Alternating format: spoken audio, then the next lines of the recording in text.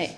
Rose, congratulations. Obviously just an absolutely incredible victory for you. I mean, we saw the emotion pouring out there in the cage, but now you've had a little chance to soak it in. I mean, what's the feel like for you right now? Still on cloud nine. It's like Dr. Camille was using the analogy earlier about, you're kind of comparing your head and your emotions to like a snow globe being shaken up. So little snowflakes is falling. Yeah. You didn't get a whole lot of cage time with her, but obviously she had some crazy fights before. What did you see? I mean, did she move like you thought she was? Strength, speed, all those things?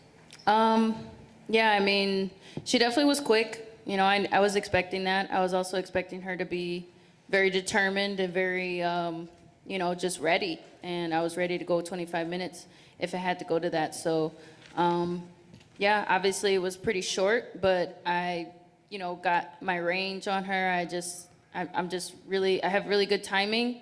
And, thanks to my coaches and my preparation, this was, that's kind of the product. The high kick was perfect.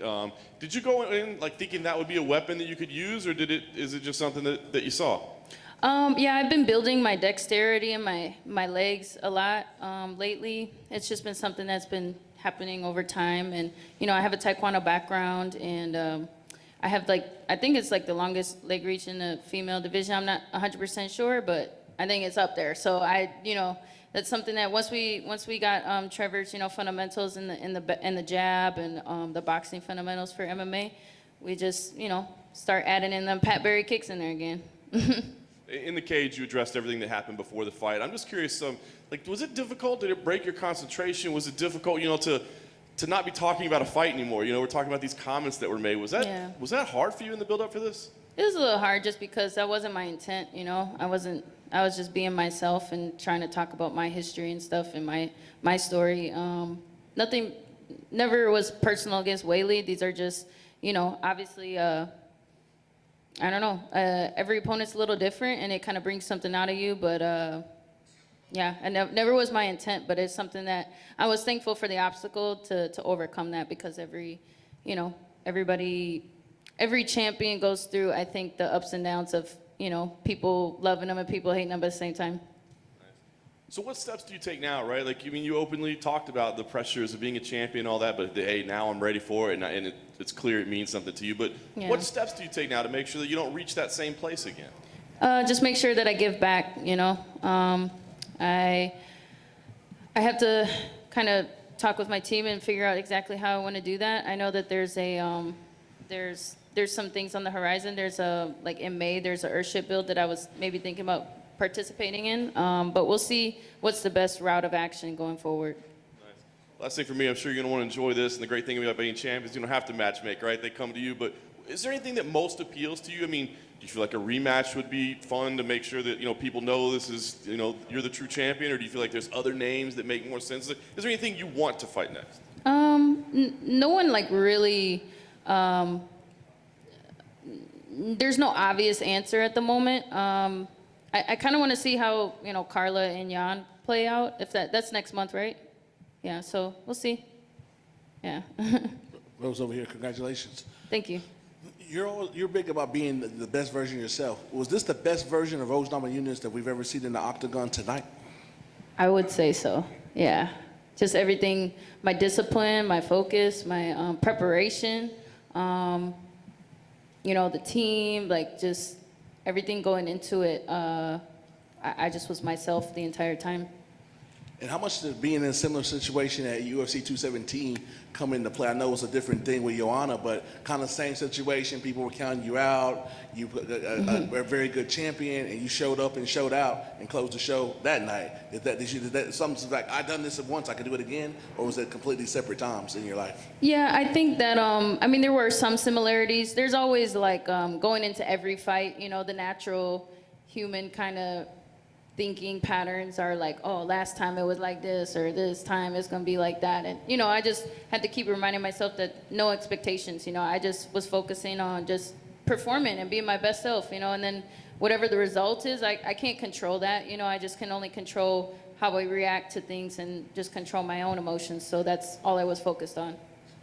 How does it feel that hear Dana say, now that you're the first woman to ever get her belt back and to be a two-time strawweight champion, do you think this punched your ticket to be a future Hall of Famer? I know you're still in the middle of your career. I mean, I'm all about setting records, so let's keep doing it.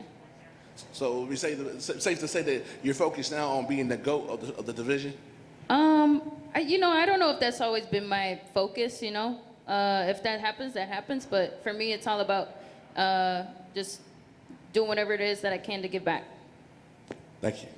Thank you. Rose, what did you think of Kamaru's finish in the main event? Oh, it was beautiful, beautiful hook cross. Like that was, he's been putting in a lot of work in with Trevor, and it showed. I mean, I didn't get to watch like every minute of that fight because I was, backstage myself, but that finish was amazing.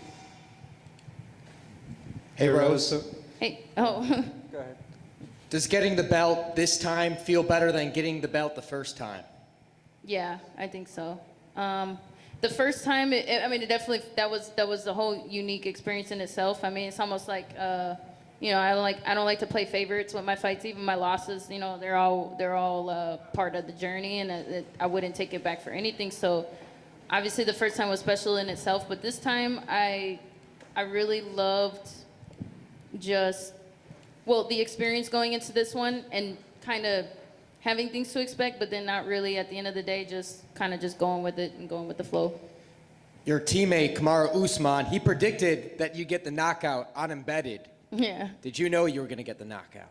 I felt like there was a really good chance that I could drop her for sure. My power is something different, It's not a lot of girls hit like me. So, and that's just something that I've been over time believing in a little more and more. And lastly, Joanna, she wants a rematch. She wants a shot at the title. Do you think you're going to have some say at who you're going to be fighting next, or will you take whoever the UFC gives you?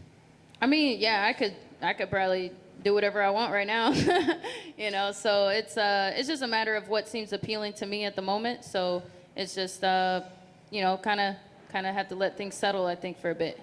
Congrats. Thank you. Hey, Rose. So Trevor obviously coached both you and Kamaru. Whose after party is he going to? Well, we just gonna be chilling. So, I'm sure. I don't know. We'll see. We'll see. I think there's this idea out there, how does Rose feel about all the attention that comes with having the belts? Yeah. And you talked about it a little bit. It's like, you want it to be different this time around. Can you just discuss that a little bit now that it is right back there in front of you and around your waist? Yeah. I want to, produce fruit with this, with this seed that I've been given. So I just want to get back, and I think that's gonna be the main focus right now. Thank you and congrats. Thank you. Rose back here.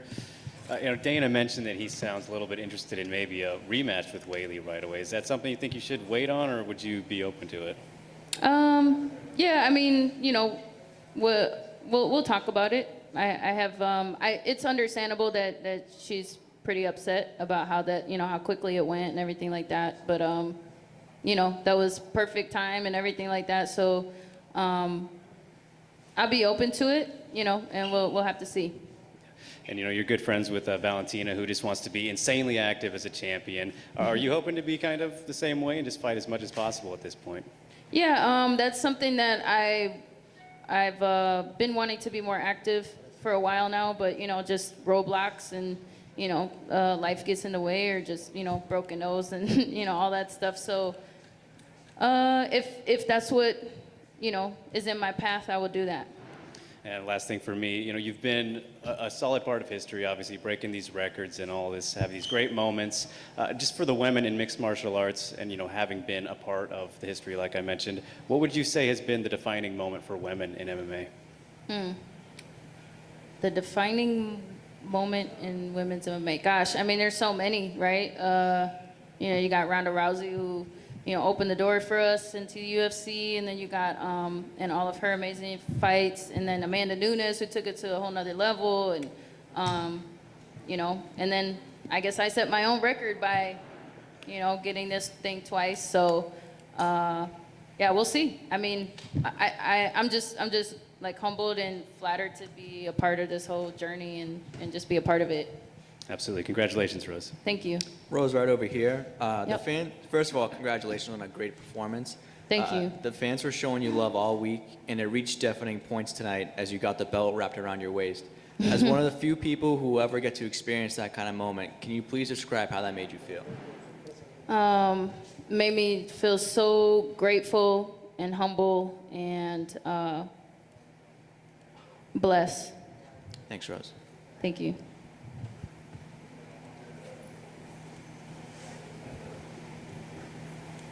Cool. All right. Thank you, guys.